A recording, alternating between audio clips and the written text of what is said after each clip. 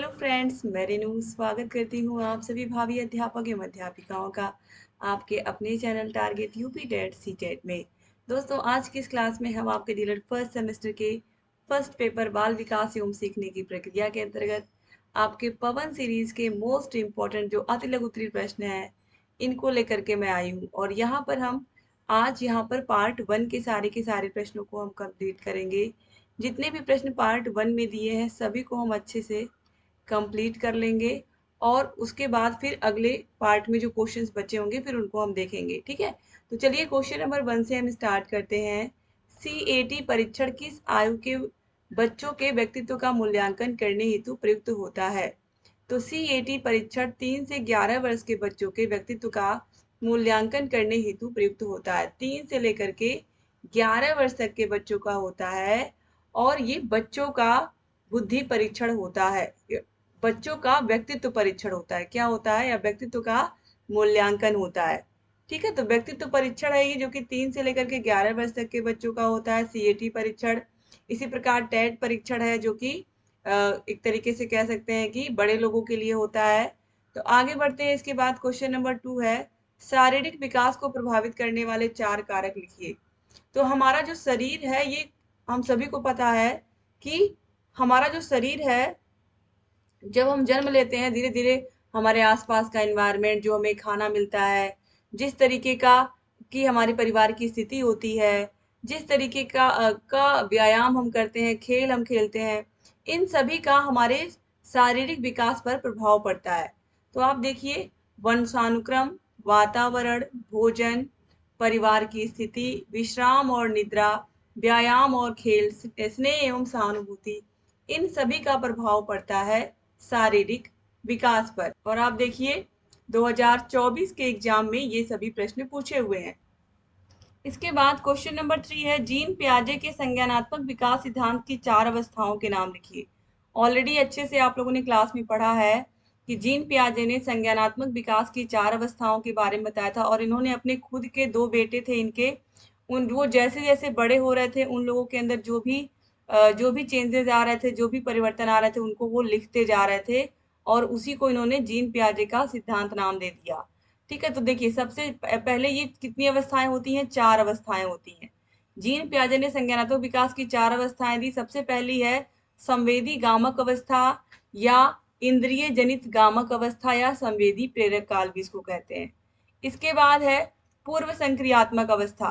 पूर्व संक्रियात्मक अवस्था को हम प्राक संक्रिया काल भी कहते हैं, पूर्व संक्रियात्मक अवस्था। फिर है मूर्त संक्रियात्मक अवस्था और लास्ट में आती है औपचारिक संक्रिया काल। अब जो संवेदी गामक अवस्था होती है ये जन्म से लेकर के 2 वर्ष तक।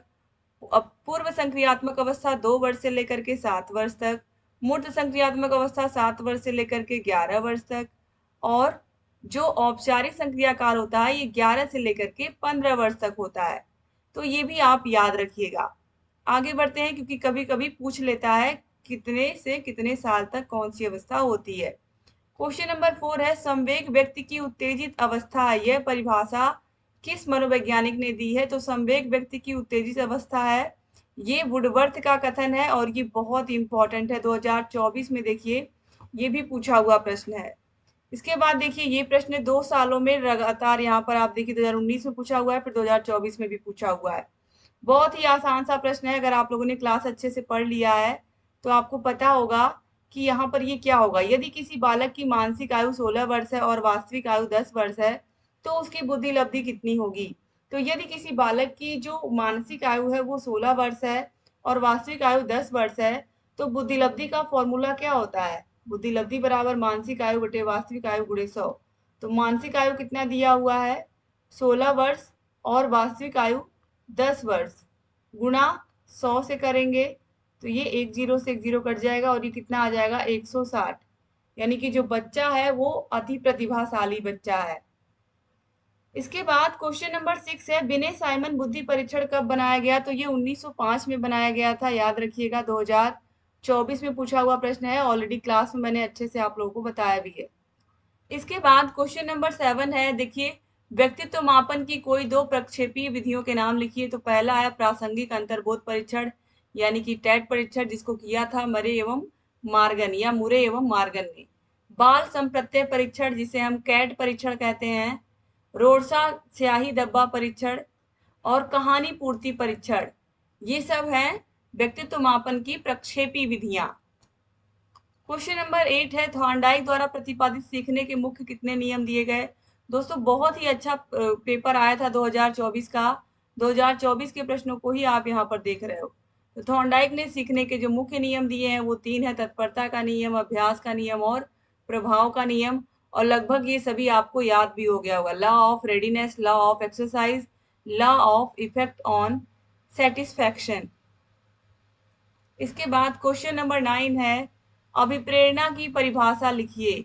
तो प्रेरणा कार्य को प्रारंभ करने, जारी रखने और नियमित करने की प्रक्रिया है। और ये गुड का कथन है। किसका कथन है? गुड ने ये परिभाषा दी है अभिप्रेरणा की, जो कि बहुत ही अच्छी मानी गई है। इसके बाद क्वेश्चन नंबर 10 पे आते हैं, स्मृति के 4 पद कौन कौन से हैं या 4 अंग कौन कौन से हैं। ऑलरेडी आप लोग को मैंने बताया था, सीखना, धारण करना, पुनः स्मरण करना और पहचान। ये चारों पद बहुत महत्वपूर्ण है। आप देखिए ये एग्जाम में पूछा भी गया है, बहुत ही अच्छे से मैंने क्लास में भी आप लोगों को पढ़ाया है। क्वेश्चन नंबर 3 है, मध्यमान ज्ञात करने का सूत्र क्या है। तो मध्यमान ज्ञात करने का सूत्र है पदों का योग बटे पदों की संख्या, यानी कि सिग्मा एक्स अपॉन एन के। 2024 में पूछा हुआ प्रश्न है। तो मध्यमान बराबर क्या हो जाएगा? पदों का योग बटे m इक्वल टू पदों का योग बटे पदों की कुल संख्या। क्वेश्चन नंबर 12 है, मनोवैज्ञानिक डॉक्टर जोनस ने बाल विकास को कितनी अवस्थाओं में विभाजित किया। तो डॉक्टर जोनस ने बाल विकास को 4 अवस्थाओं में विभाजित किया। शैशवा अवस्था, जन्म से लेकर के 5 या 6 वर्ष तक, बाल्यावस्था जन्म से लेकर के 11 या 12 वर्ष तक, किशोरावस्था 12 से 18 वर्ष और प्रौढ़ावस्था 18 के बाद। तो डॉक्टर जोनस ने क्या किया, बस यहाँ पर प्रौढ़ावस्था को और जोड़ दिया है। हालांकि हम लोगों ने किस किस अवस्था के बारे में पढ़ा है अच्छे से, शैशवावस्था, बाल्यावस्था और किशोरावस्था। और मैंने आपको बताया भी है कि डॉक्टर जोनस ने 4 अवस्थाएं बताई हैं। हालांकि हमारे जो सिलेबस में है वो 3 ही अवस्थाओं के बारे में हमें पढ़ना है, लेकिन जानना है कि इन्होंने कितना दिया था। आगे बढ़ते हैं, क्वेश्चन नंबर 13 है, पावलो का संबद्ध प्रतिक्रिया सिद्धांत हेतु। पावलो ने जो संबद्ध प्रतिक्रिया सिद्धांत किया था या जो प्रयोग किया था वो किस जानवर पर किया था। तो पावलो ने किस पर प्रयोग किया था? हम सभी को पता है, कुत्ते पर किया था। ठीक है, 2023 और 2024 में लगातार ये प्रश्न पूछा गया है। क्वेश्चन नंबर 14 है, सूझ या अंतर्दृष्टि सिद्धांत के प्रतिपादक कौन है। तो सूझ या अंतर्दृष्टि का सिद्धांत कोहलर ने दिया था और ये गेस्टाल्टवादी मनोवैज्ञानिक थे। कोहलर ने ही इस सिद्धांत को आगे बढ़ाया था, इसीलिए कोहलर का ही नाम इसमें आता है। सूझ के सिद्धांत में इन्होंने एक चिंपैंजी पर प्रयोग किया था और उस चिंपैंजी या उस वनमानुष का नाम क्या था? सुल्तान था। कभी कभी एग्जाम में पूछ लेता है कि उस चिंपैंजी का नाम क्या था जिस पर कोहलर ने प्रयोग किया था। क्वेश्चन नंबर 15 पे आते हैं, आलपोर्ट के अनुसार व्यक्तित्व की परिभाषा लिखिए। ऑलरेडी जब मैंने व्यक्तित्व आप लोगों को पढ़ाया था तो मैंने आप लोगों को बताया था कि जो व्यक्तित्व चैप्टर है, व्यक्तित्व या जो व्यक्तित्व की परिभाषा है, ये सबसे ज्यादा जो मानी गई है वो आलपोर्ट की ही मानी गई है, जिसको सभी लोगों ने स्वीकार किया है। तो व्यक्तित्व व्यक्ति के अंदर उन मनोशारीरिक गुणों का गत्यात्मक संगठन है जो वातावरण के साथ उसका अद्वितीय समायोजन निर्धारित करता है। ये आलपोर्ट ने कहा। 2024 में पूछा हुआ प्रश्न है। क्वेश्चन नंबर 16 है, व्यक्तित्व विकास में शिक्षा किस प्रकार प्रभावी है। तो बालक के व्यक्तित्व विकास के सभी पक्षों की विशेषताओं को ध्यान में रखते हुए शिक्षा का स्वरूप निर्धारित है। व्यक्तित्व विकास में घर, परिवार तथा विद्यालय का महत्वपूर्ण प्रभाव पड़ता है।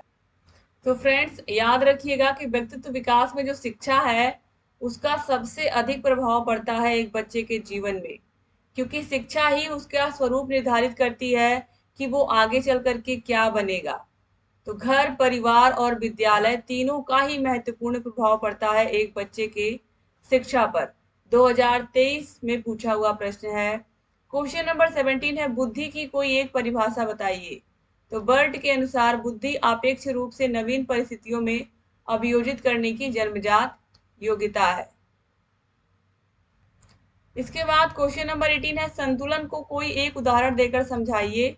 तो व्यक्ति के जीवन में अनेक प्रकार की अनुकूल एवं प्रतिकूल परिस्थितियां आती रहती हैं, जिनका सामना उसे करना पड़ता है। कुछ लोग प्रतिकूल परिस्थितियों का सामना करने में सफल होते हैं और कुछ लोग असफल होकर मानसिक संतुलन खो बैठते हैं। तो ये फ्रेंड्स एक तरीके से व्यक्तित्व के ऊपर ही निर्भर करता है कि संतुलन बनाने का मतलब है कि अगर आप जॉब कर रहे हो तो जॉब और परिवार के बीच में संतुलन होना चाहिए, या आपके जीवन में कोई भी समस्या आती है तो किस तरीके से आप उसका सामना करके सफल होते हो, या फिर उसमें असफल होकर के अपना मानसिक संतुलन खो देते हो। तो ये आपके ऊपर निर्भर है। तो व्यक्ति के जीवन में हमेशा अनुकूल परिस्थितियां ही नहीं रहती हैं, हमेशा जैसा हम चाहें वैसा ही नहीं होता है, कभी कभी प्रतिकूल परिस्थितियां भी आ जाती हैं। क्वेश्चन नंबर 19 है, जीवन की सबसे महत्वपूर्ण अवस्था कौन सी है? तो शैशवावस्था है, जन्म से लेकर के 5 वर्ष तक की। क्वेश्चन नंबर 20 है, बाल्यावस्था कब से कब तक होती है? तो बाल्यावस्था, यहाँ देखिए 5 से 12 दिया है, 6 से 12 भी अगर आप लिखोगे तो गलत नहीं होगा। ठीक है, 6 से 12 वर्ष भी लिखोगे तो भी सही होगा। क्वेश्चन नंबर 21 है, जीवन का सबसे कठिन काल किस अवस्था को माना जाता है? तो किशोरावस्था को। बड़े ही संघर्ष, तनाव, तूफान और विरोध की अवस्था है। किसने कहा है? स्टैनले हॉल ने कहा है। क्वेश्चन नंबर 22 है, शैशवावस्था का कार्यकाल कब तक होता है या कब से कब तक होती है? तो जन्म से 5 वर्ष तक। क्वेश्चन नंबर 23 है, अल्प बुद्धि बालक की बुद्धि लब्धि कितनी होती है? तो 50 से 70 के मध्य। क्वेश्चन नंबर 20 है, मूर्ख बुद्धि वाले बालक की बुद्धि लब्धि कितनी होती है? तो 20 या 25 से या 50 के मध्य। 20, 25 या फिर 50 के मध्य, या 20 से 50 या 25 से 50 भी आप इसको बोल सकते हो। क्वेश्चन नंबर 25 है, मूल प्रवृत्तियों की संख्या कितनी है? तो मूल प्रवृत्तियों की संख्या मैकडूगल ने कितनी बताई है? हम सभी को पता है, 14 बताई है। क्वेश्चन नंबर 26 है, बाल्यावस्था जीवन का अनोखा काल है। ये किसने कहा? ये कॉल एवं ब्रूस का कथन है। ये किसका कथन है? कॉल एवं ब्रूस का 2021 में पूछा हुआ प्रश्न है। इसके बाद क्वेश्चन नंबर 27 है, प्रयत्न एवं भूल का अधिगम सिद्धांत के प्रतिपादक कौन है? तो प्रयत्न एवं भूल का सिद्धांत, प्रयास एवं त्रुटि का सिद्धांत, ये सब थॉर्नडाइक का प्रयोग है और इसी को इन्होंने भूल एवं प्रयत्न एवं भूल का सिद्धांत या प्रयास एवं त्रुटि का सिद्धांत नाम दिया है। और इन्होंने प्रयोग किस पर किया था? बिल्ली पर किया था। 2021 में पूछा हुआ प्रश्न है। क्वेश्चन नंबर 28 है, किन्हीं दो व्यक्तित्व परीक्षणों के नाम बताइए। तो जीवन इतिहास विधि, प्रश्नावली विधि। क्वेश्चन नंबर 29 है, सूर्य या अंतर्दृष्टि सिद्धांत के प्रवर्तक कौन है? ऑलरेडी बता चुकी हूं मैं, कोहलर। अभी आपने देखा भी है, 2021 में ही पूछे हुए सारे प्रश्नों को आप देख रहे हो। क्वेश्चन नंबर 30 है, प्रथम मनोवैज्ञानिक प्रयोगशाला की स्थापना किसने की?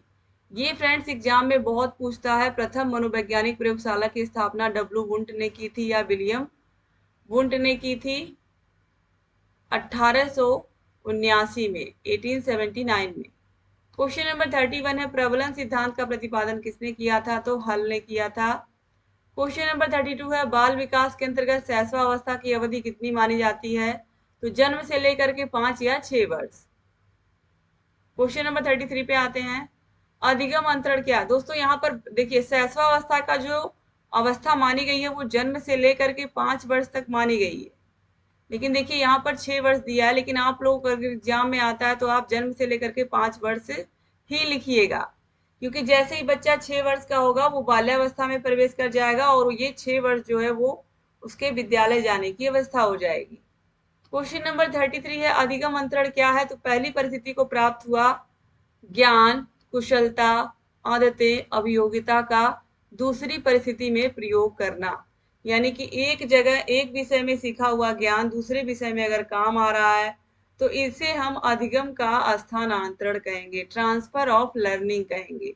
जैसे कि गणित के सीखे हुए जो सवाल होते हैं वो हमें फिजिक्स में, भौतिक विज्ञान के सवालों को हल करने में काम आते हैं, जो चीजें हमने सीखी होती हैं। क्वेश्चन नंबर 34 है, बुद्धि के द्विखंड सिद्धांत का प्रतिपादन किसने किया था? तो द्विखंड सिद्धांत का प्रतिपादक कौन है? स्पीयरमैन। आगे बढ़ते हैं, क्वेश्चन नंबर 35 है, संवेग व्यक्ति की उत्तेजित दशा है, यह किसका कथन है? वुडवर्थ का कथन है। ऑलरेडी अभी आप लोगों ने देखा भी है। क्वेश्चन नंबर 36 है, संवेग चेतना की वह अवस्था है जिसमें रागात्मक तत्व की प्रधानता रहती है। ये किसने कहा है? ये रॉस का कथन है। आगे बढ़ते हैं। क्वेश्चन नंबर 37 है, किसी भी प्रकार के आदेश आने, भड़क उठने या उत्तेजित हो जाने की अवस्था को संवेग कहते हैं। ये कथन किसका है? जरसील्ड का है। क्वेश्चन नंबर 38 पे आते हैं।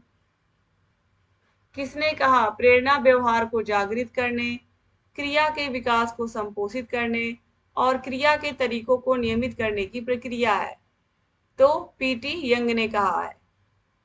क्वेश्चन नंबर 39 है, अपने अनुभवों को संचित रखने और उनको प्राप्त करने के कुछ समय बाद चेतना के क्षेत्र में लाने की जो शक्ति हमें होती है उसी को स्मृति कहते हैं।